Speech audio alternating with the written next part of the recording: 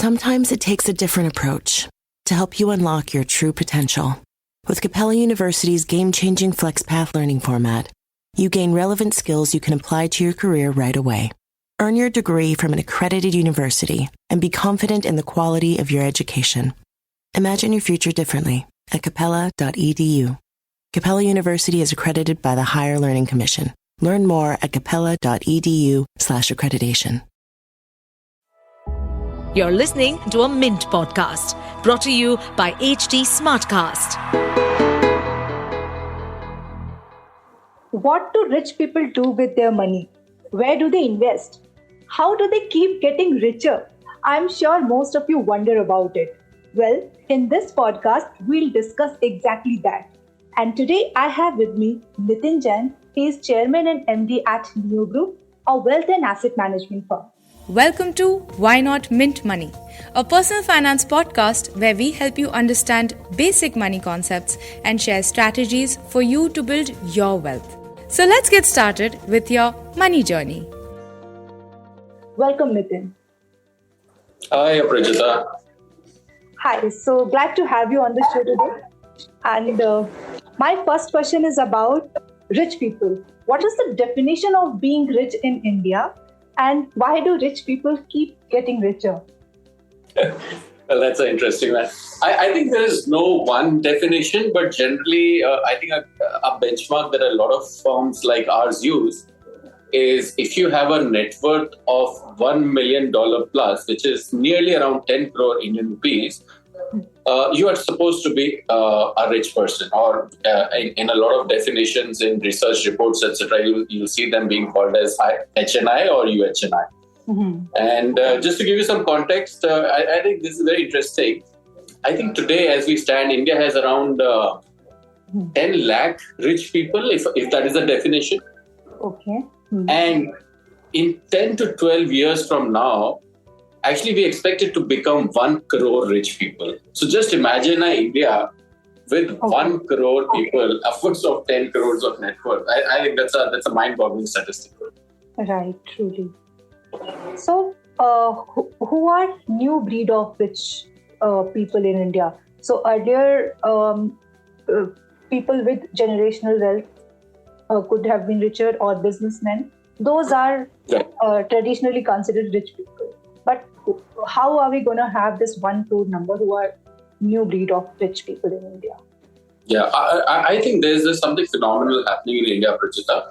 See, that earlier, if you just imagine 20 years back, when I was graduating from campus, mm-hmm. I think most of us actually just wanted to get a safe, secure job with one of the established banks, etc. Mm-hmm. And our dream was that if we start making 1 or 2 lakhs a month, life would be all set, right? Mm-hmm.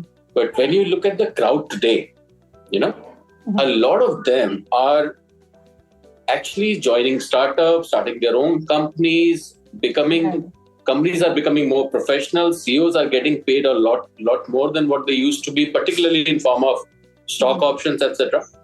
I think the kind of democratization of wealth that we are witnessing now has never happened actually in India.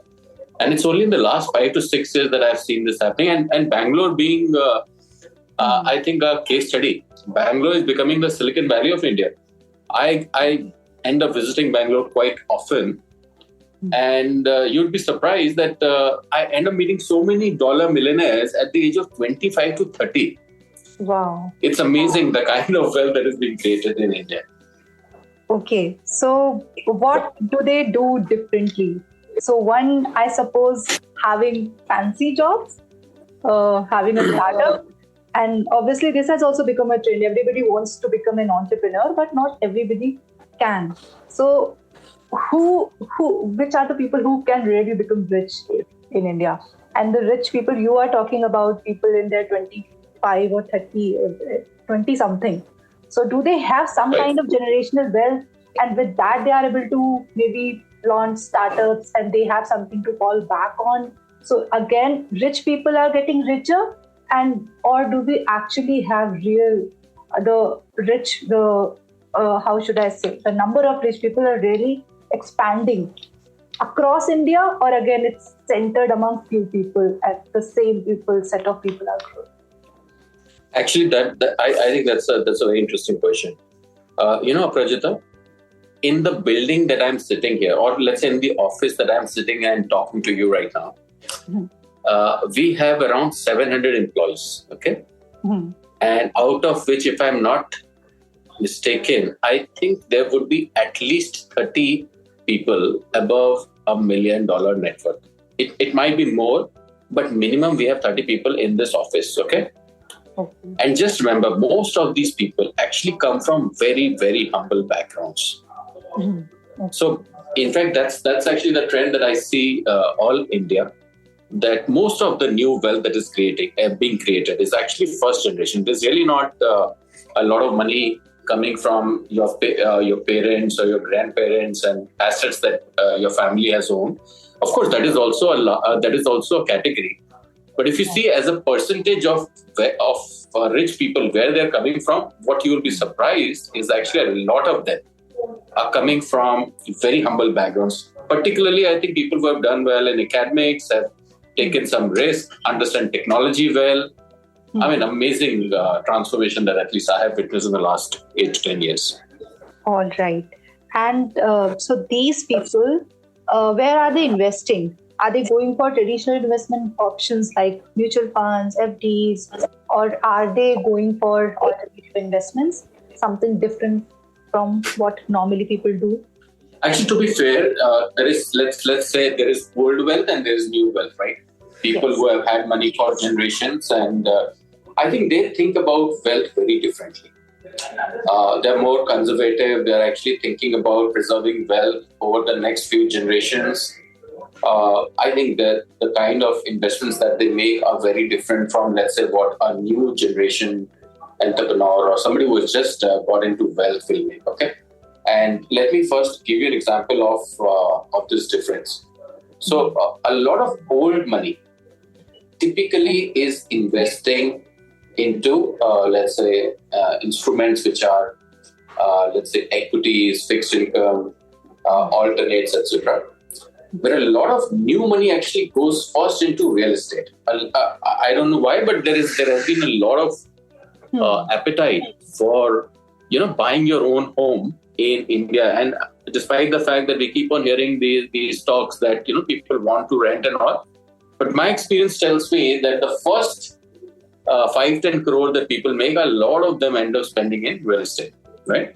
The second, I think, difference that I see between the two categories is the first generation wealth generally is more exploratory, right? I think they want to spend, they want to have a good life, and they will invest in experiences. They will spend money on buying luxury items, etc., etc. Whereas when I see a lot of people who are old money, they have gone through this journey, I guess, and they are all continuously thinking about which businesses to buy, which businesses to sell, how to build trust structures, how to, I think there is a big difference between the old gen and the new gen, if I can say so. Okay, so, but even new gen is going into real estate. That's what you're saying. They have this. I mean, you obviously have all kinds of people, right? So what I was saying is that the first investment typically ends up being a real estate, but over a period of time, I think they also end up investing. Once you have more money into capital markets, including equities, including fixed income. So yeah. Okay, and we have also been seeing this entire trend around passion investing. So buying collectible, and you also mentioned about luxury items that people buy. So luxury bags, limited edition shoes, vintage cars, and these days auctions also happen for expensive jewelries, expensive paintings. So what have you observed on this front? Well, it's amazing actually. To a traditionalist, somebody like me, I think I struggle to get this trend. But let me give you an example. Yesterday, actually, it's interesting. Yesterday itself, I was talking to a couple of my colleagues, okay? These are 28, 29-year-olds who have done well for themselves, made reasonable amount of money.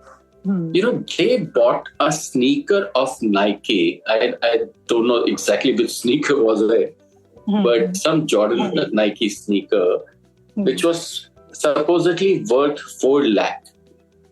Okay. 4 lakh for a sneaker.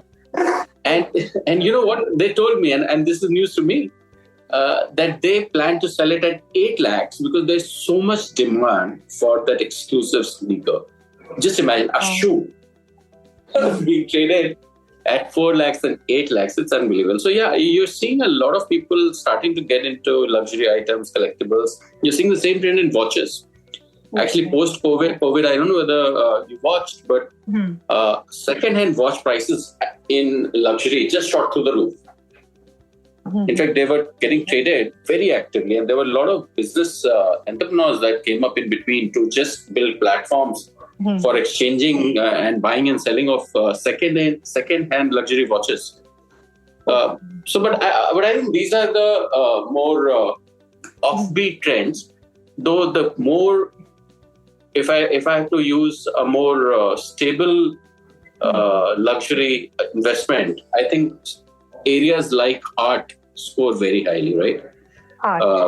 And yeah, it has actually now nearly become an asset class. So like people buy equity and fixed income. So when you buy an Infosys share, you know the price, right? It is not to be discovered. Similarly, I now see a lot of art pieces becoming very, very tradable, which means that the price of those assets or of those pieces of art are actually well discovered. And there has been a reasonable appreciation for the last 10 years. I think overall returns as an asset class, if I'm not mistaken, is upwards of 12% CAGR. So not only are you enjoying the art, but you're also making much higher returns, actually sometimes much higher than bonds. Okay. And what are some other offbeat investment options? So art. So I talked about I talked about shoes. I talked about watches. I think there's something. A lot of people also like to buy vintage cars. Okay. So I think and of course that is something that all of us know. But the market has suddenly become very vibrant. But yeah, these are the 3-4 items which are more common and popular amongst the new. Actually, this is between the new gen as well as the old gen, I must say. Correct. And have you observed that in passion investment, rich people funding startups which are into their passion, something like that? Actually, yeah, I think I missed that part.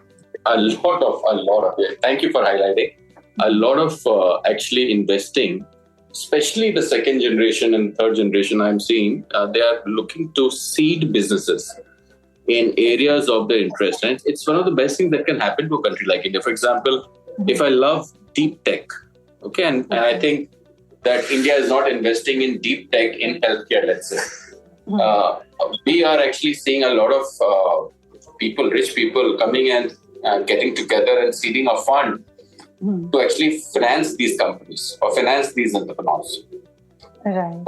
So I think it's a beautiful trend. Sustainability is another big area where a lot of rich people are actually starting to invest. In fact, I must use this as a segue to share with you that in Japan, actually, it's mandatory for corporations to invest. Just like हमारे यहाँ CSR होता है ना, corporate social responsibility CSR, mandatory. Yes. Similarly, a lot of Japanese companies have mandatory investments into what they call as orphan sectors. So you can choose a sector where a lot of investments are not happening but are important for the country, right? And so you will see companies like, let's say, take an example of Mitsubishi. Suddenly you will find Mitsubishi into many, many industries, right?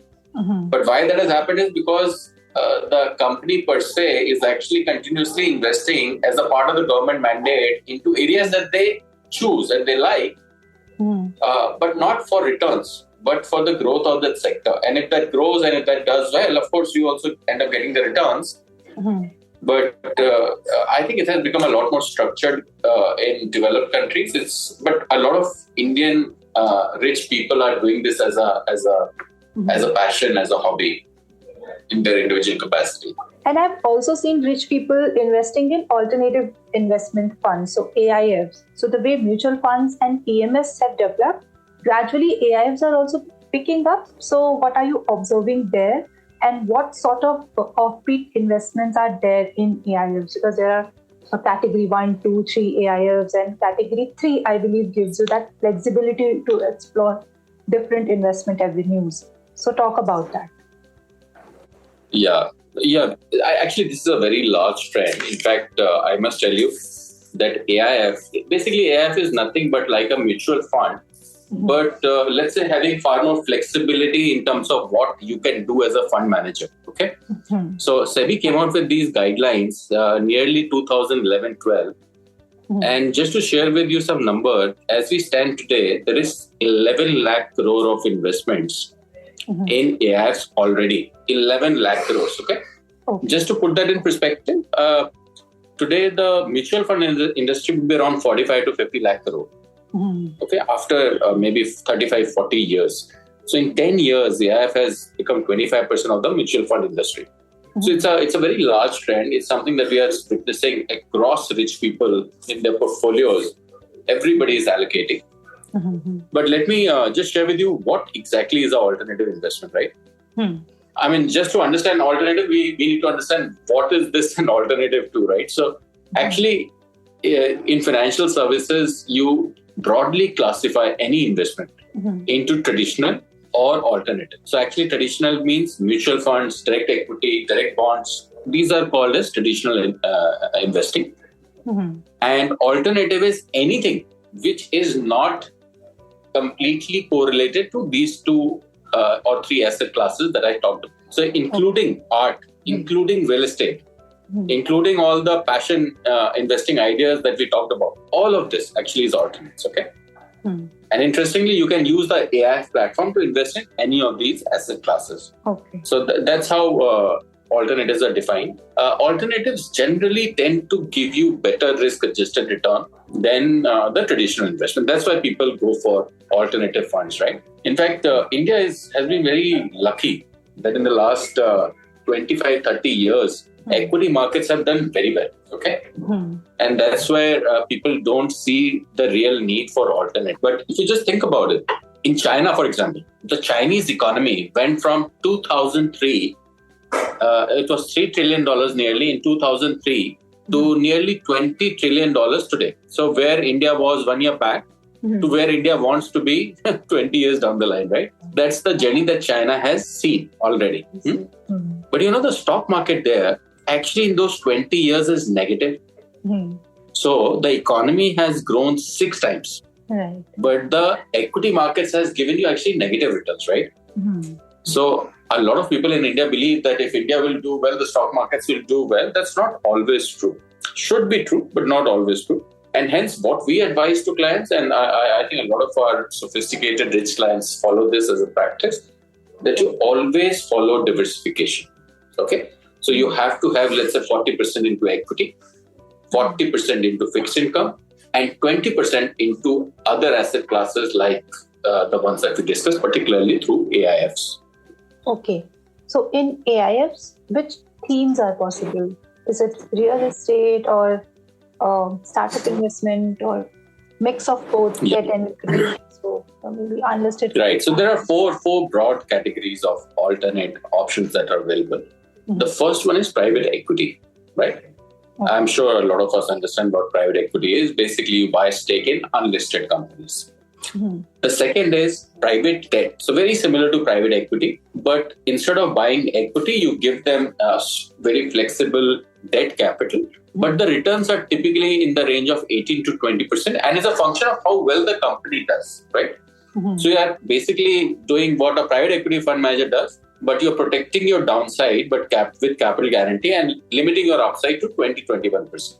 Okay. So private equity, private debt. The third category is called as real assets. Real assets includes real estate, includes art, includes infra buyout actually. You can own roads, you can own ports, you can own solar assets, etc., etc. So real assets is the third. And the fourth one is hedge funds. Hedge funds are generally more talked about publicly. Basically where you both go long the stock, sometimes you don't like the stock, so you short the stock, but you're very active. So these are the four broad categories, and all of them have got reasonable traction in India in the last 5-6 years. All right. So a lot of options are available for rich people. Now I'll go back to my first question, that how do rich people keep getting richer, and what about others? What about middle? And do they have anything to follow when it comes to passion investment or exploring alternate investment within surplus corpus and reduce it? Yeah, but I will classify. I think smart rich people keep on getting richer. Okay, I have also seen some people who have not been so smart. By the way, in fact, there is a billionaire turning millionaire. Yeah, in fact, I think there's a lot of evidence. Actually, the third generation typically loses all the money. Can you believe this? That only 7% of the people are able to retain wealth in their third generation. Okay, so this data point is interesting. Yeah, so it's not always that rich people keep on getting richer, but yeah, I must say that a lot of rich people are smart. That's why they got rich in the first place, and they do some great things with the investments. So first of all, very diversified, always diversified, always planning about 10 to 15 years, not thinking about next 1 or 2 years, but you can see a horizon of 15 to 20 years. That makes a big difference in a portfolio. Third, I think they have access to a lot of asset classes which are not currently available to retail in India, right? So I said AIS, for example, in a AIS, you have to invest minimum 1 crore. Right, so I think it's a reasonably high, which is a barrier for retail to participate, right? But a lot of these AIFs actually give you superior returns, gives you much better risk-adjusted outcomes than the traditional portfolios, right? And they also have access to the best of the advisors, not only in India but offshore. So a lot of things work in their favor. Though I must say, I think if you are smart and you are somebody who's looking to create wealth, a lot of this has actually got democratized because of social media. So information is no longer an advantage as long as you're willing to work harder. And just to make a point, as Neo, our commitment is in the next 4 to 5 years, hopefully, we will make available a lot of these options which are available to rich people in fractionalized form to retail, subject to, of course, regulations, etc. But we are going to make a strong case on how to make some of these very high quality asset classes available to a larger audience, hopefully. All right, that is interesting. Okay, so lastly, any advice for listeners here who are listening to you on this podcast? What will you advise them that how they can get on a path to becoming richer or rich? Maybe just. So I must say this: very few pessimistic people have become rich. Okay, so my first advice would be super optimistic. Drop the skepticism. I think India is on a track to have probably the 10-15 most glorious years ever. Ever, which means never before and probably never after. Okay, so if you have the capital, I would highly recommend, through a very calculated, calibrated manner, you should take the risk. Okay, in your portfolios, don't be just defensive about a portfolio and say a fixed deposit is enough. Oh, I can't deal with the volatility. India is going to do very, very well. Please talk to your advisors, but please allocate capital to risk assets. Okay, that would be my first advice. Second, I think there are tons of opportunities for high quality professionals. I've never seen, actually today, for good quality people, opportunities are absolutely infinite, right? In fact, when we are hiring people, we are struggling to get people. In fact, when we get good people, they generally have 5 or 6 offers today. So if you are good and you have a specific skill and you are passionate and you are committed to success, I think there are massive opportunities. Go out and take some risk. I would advise work with companies where you can grow meaningfully rather than going to companies which are only providing you very let's say, stable but not enough growth opportunities. So take risk with your career in a calibrated way. Take risk with your portfolios. Something that might not be very comfortable when you listen to this, but I think India is going to have one hell of a ride in the next 10, 15 years. And if you don't take the risk, I just feel that you might repent it later. All right. So taking risk is important. Only then you'll get rewarded. Absolutely. Yeah. Thank you so much, Nitin, for sharing your views with us. You have shared interesting insights, and I hope our listeners love the show today. Thank you, Aprajita. Thank you. It's a pleasure speaking to you. Feel free to ask your queries on this topic. I am available on X. My X handle _Sharma. You can find me on LinkedIn as well with my full name, which is Aprajita Sharma. For more such podcasts, keep visiting htsmartcast.com. Bye-bye.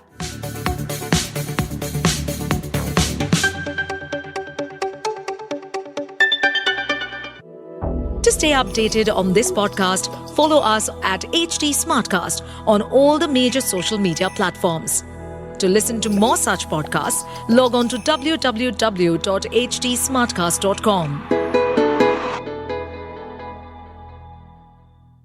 Sometimes it takes a different approach to help you unlock your true potential.